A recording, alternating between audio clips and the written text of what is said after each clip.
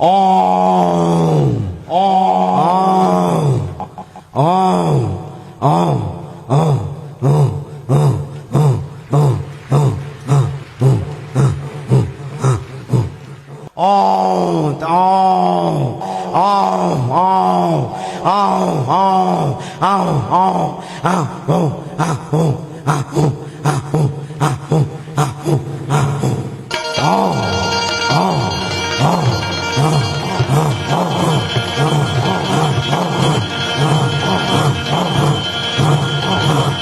થોડું કે હાવજ જેવું લાગતું હોય બધા એકારે દાદા તો અઘરું છે.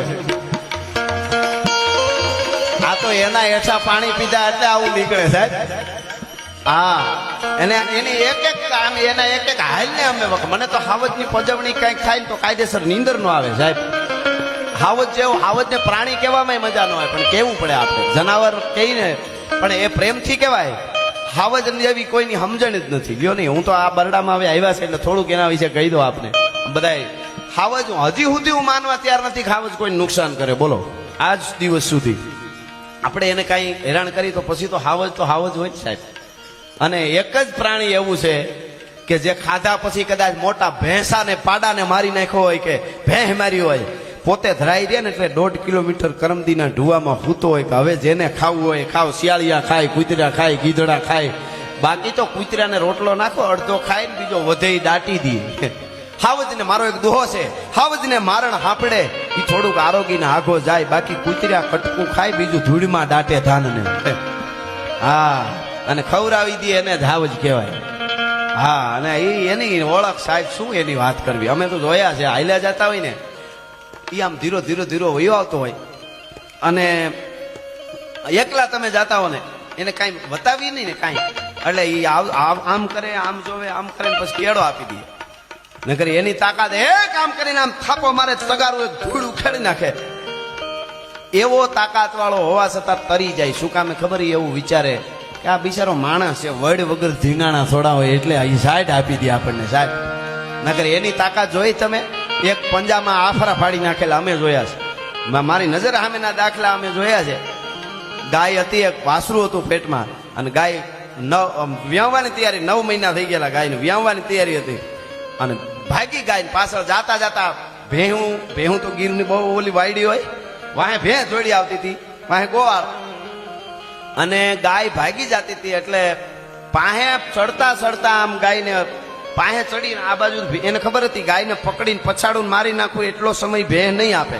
ભેં પાછી બહુ વાયડી હોય ગીરની એટલે પાહે ચડીને આમ કરીને આમ થાપો માર્યો ને પેટાળમાં તો વાસરું બહાર નીકળી ગયું ગાય મરી ગઈ. આવા બનેલા દાખલા છે. કેટલી તાકાત છે. હવે એ આપણને સાઈડ આપી દે એટલે એને માથા કોઈ ગમતી જ નથી. આપણે એને કાંઈ ન કરીને તો હકીકતમાં આ તો માલધારી ધીરે નથી બહુ કરી મારી એટલે હાવજ એ બહાર પણ ટૂંકમાં એના ઉપર ઘણું બોલી શકાય. પણ મને ભાઈ હમણાં યાદી કરાવતા એટલે એના જુદા બધા અવાજો હોય છે. એ મામા આપણે એને જોયો ન હોય હાવજ બેઠો હોય ને આપણને ખબર ન હોય ગોવાળ ને કે કોઈ અમે જંગલમાં હાલ્યા જતા હોય ને તો હું અહીં બેઠો છું એ કેવું હોય ને તો ખાલી આટલું જ કરે એમ કરે એટલે આપણને કહે ભાઈ હું બેઠો છું તું આમ તરી જાય છે એમ એટલે આપણે પાસે વૈયા જાય પછી કાંઈ લેવા દેવા જ નહીં. પછી ઘણા બધા એને ઓલું કરવા જાય હેરાન કરવા જાય ને 2-3 વાર એવું કરે. પછી ઘણા એને પજવણીને એવું કરતા ઓછી ના એમ કરે તમે સાંભળ્યું હોય છે એમ કરે પછી એને ખબર પડે કે હવે જાજી રહેવા દેજો. હા એવી રીતે પછી નોખા પડી ગયા બે હવે તો એટલું જ કરે ખાલી કઈક મોજમાં આવી જાય ખાલી એટલું કરે. અને મારણ બારણ ખાઈ લીધું હોય ને ખાઈ લીધા પછી તરત નહીં પણ આજે ખાઈને આખી રાત સુતા ને પછી સવારમાં વહેલા જાગે અને પછી જે કરે ને એ હમણાં કર્યો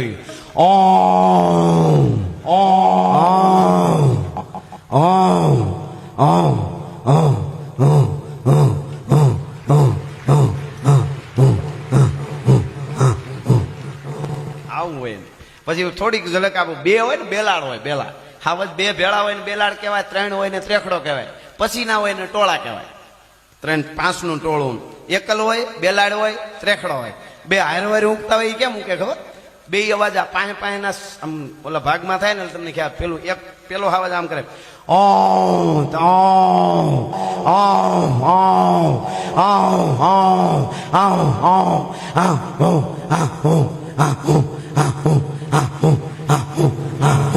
બે નો આર્યા છે જોઈ લો ખરેખર એવી એની મજા હોય એની મજા લેવાય યાર હાવજે આખા આમ તો આખા વર્લ્ડમાં આ એશિયાટિક જે કેસરી સિંહ તો એ વર્લ્ડમાં અહીંયા આખા છે અને દુનિયામાં આખા કેસરી સિંહ અહીંયા જ છે અને આમ જોઈએ ઠેકાણામાં બે પ્રકારના હાવજ અહીંયાના ના અહીંના તો આપણા એશિયામાં જોઈએ તો આપણે અહીંયા આવડી સંપત્તિ આપણને આપી છે દાદા સોમનાથ ને દ્વારકા વાળા આનાથી મોટા ભાગશાળી આપણે ક્યાં હોય બધા માણસ હે આપણને દરિયા આપ્યા છે આપણને બધું અને વિદેશમાં જાય તો ખબર પડે આપણને પ્રકૃતિ આ તો ખબર નહીં જ્યારે ભારતના યુવાનો જ્ઞાતિવાદ ભૂલી જાય આપણે બધાય જ્ઞાતિવાદ ભૂલી અને બધા કોકની ટીકાનું બધું ભૂલીને જ્યારે વળગી જાઉં ત્યારે સાઈના બાઈના બધાય પૂંછડા ભીડવાના છે હવે કેદી થાય એ ખબર નહીં કારણ કે આપણા જેવું કઈ છે જ નહીં હવે વિદેશમાં અમે જઈએ તો આપણા અહીંના બધા લોકો હોય અમે મેરલાડાઓ ખૂબ અમને હાચવે ત્યાં પણ એને પીપળા તુલસી ઘરમાં વાવવા પડે ને હીટ આપવી પડે નહીતર બળી જાય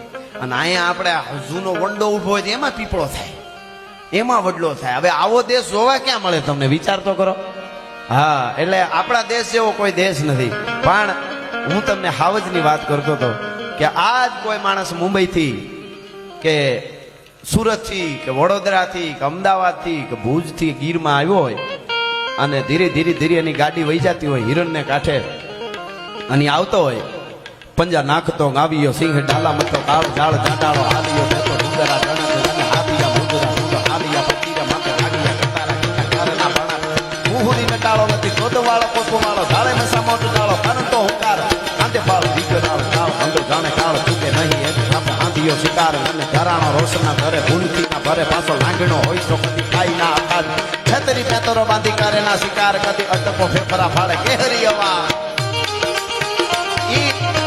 હાવજ આયલો આવતો હોય અને આપણી ગાડીની મોરથી આમ આડો ઉતરે હાવજની તાકાત શું છે એ જોજો આડો ઉતરે ને પછી જે મહેમાન હોય એના ઘરે વયા જાય જ્યાં ના હોય ત્યાં પછી 1 વર્ષ નહીં 2 વર્ષ નહીં 5 વર્ષ નહીં 20 વર્ષે પાછા ગીરમાં આવે ને હિરણને કાંઠે શેત્રુજને કાંઠે મસુંદરીને કાંઠે હિંગવડાના કાંઠે રાવળને કાંઠે એની ગાડી હાલી જતી હોય વિચાર કરે અમે 20 વર્ષ પહેલા એકચ્યુઅલી આવ્યા હતા બહુ યાદ નથી આવતું પણ આમાં ક્યાંક અમે આવેલા ખરા પણ બહુ એકચ્યુઅલી સ્થળ યાદ નથી રહેતું પણ ક્યાંક આવ્યા હતા અમે આ બાજુ એવું વિચારતા હોય એમાં ઓલું સ્થળ આવે ને ત્યાં યાદ આવે 20 વર્ષ પહેલા અહીંયા આડો ઉતર્યો તો જેની મુલાકાત ન ભૂલાય એને સિંહ કહેવાય ભલા માણસ એની મુલાકાત ન ભૂલાય કે અહીંયા મળ્યો તો દાદા બાપુ તો એમ કે જાત કમાણી કરીને ખાઈ સિંહની જાત ભૂખ્યો રે પણ કોઈ દી ખડ ન ખાઈ સિંહની જાત મેઘલી રાતે ખડ એટલે ખોરાક માટે ન ખાય હવે એક ચોખવટ હવે હાવજની વાત નીકળી તો થોડું પ્રેક્ટિકલી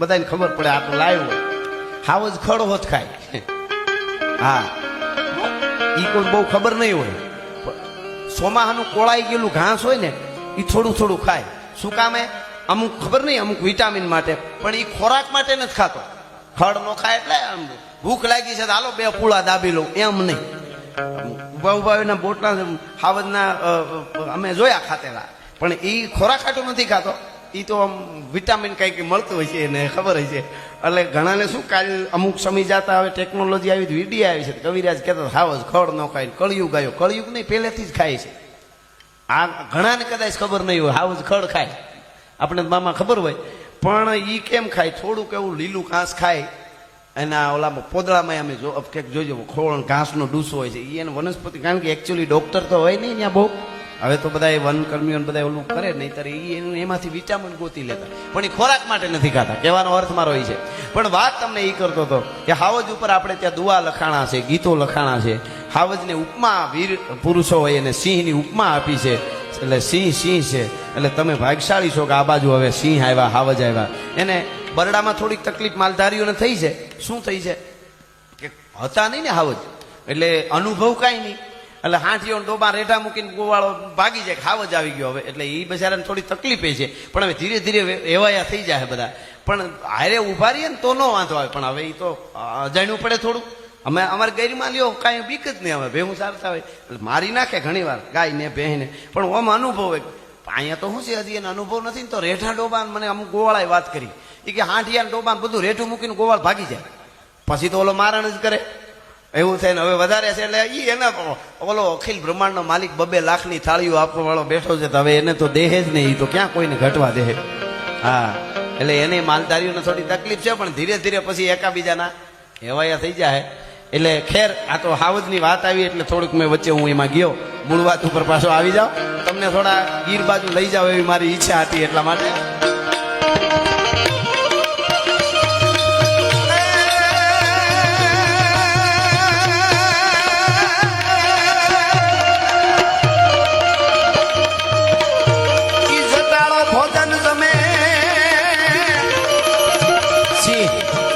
જટાળો ભોજન જમે તો અઠવાડિયે એકાદી વાર, પણ તમે દીમાં 10 વાર એવો તો ડાબડો ભોજન દાદ કે.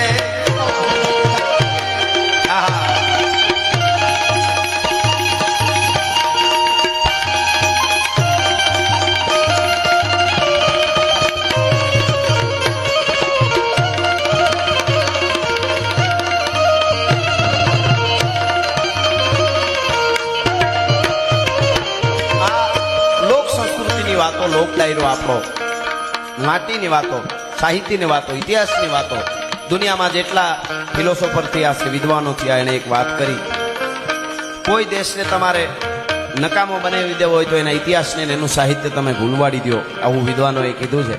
આપણી વાતો વાગોળે હમણાં બેઠા ત્યારે અમારે હરદાસ મામાની વાત થતી હતી. હરદાસ મામા બેરા સ્વર્ગસ્થ લગાડવાની ઈચ્છા ન થાય. જે મરદ માણસનું પરંગણું એ આખો એનો પાળિયો પણ ગામડે ઊભો છે, જે આખું પરંગણું ગૌરવ લઈ શકે. સાહેબ, આજ સુધી હરદાસ મામાને આપણે યાદ કરવા પડે. અને જેણે જાન ગુમાવી છે ધર્મ માટે, પાળિયો ઊભો છે બહુ મોટી. તમે અરબો ખરબો વાપરો તો પાળિયો ઊભો ન કરી શકાય.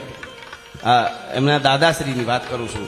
એટલે પાળિયો ઊભો ન થયો. આપણે ગમે એવડી તકતી લગાડીને મોટી હવેલીઓ બનાવી શકી, પાળિયો ઊભો કરવા માટે બલિદાન જ દેવું પડે. હા, દાદ બાપુના શબ્દો છે, સી કરો કંઈક સર કરો અને કીર્તિ સ્તંભ ખોડી શકો, પણ ગામને પાદરે એક પણ પાળિયો એમ ન ખોડી શકો.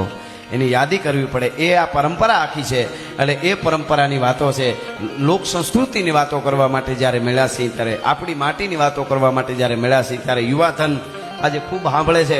એટલે મારે રામાયણની થોડી યાદી કરી અને પછી કાંઈક ગીત તરફ જવું છે. પણ ભગવાન રાઘવેન્દ્ર સરકાર, હું ઘણીવાર કહું છું, આમ તો આપણે રાખવાનું, આપણી સેનાએ હમણાં જે કાંઈ ઘટના જે કાંઈ બની એમાં આપણું પાણી રાખ્યું છે, કિંમત પાણીની છે. એક બહુ સરસ કવિત છે સાહેબ, બહુ સરસ કવિત છે ચારની સાહિત્યનું, કે પાણી બિન મુક્તકો ઝવેરી ખરીદે કોણ, પાણી બિન સુધર સિરોહી માત્ર નામ કી. પાણી વગરના મોતીને કોઈ ખરીદે નહીં. માતાઓ બહેનો ઘણા મોતી વસ્ત્રોમાં કપડામાં મોતી ટાંકે, તૂટીને હેઠા પડી જાય તો પછી એ લેવાનું ન હોય મોતી, કારણ કે ખોટું છે, પાણી વગરનું છે. પણ પાણીવાળા મોતી લાખો રૂપિયામાં આવે. પાણી તો કિંમત, એનો અર્થ કિંમત પાણીની છે.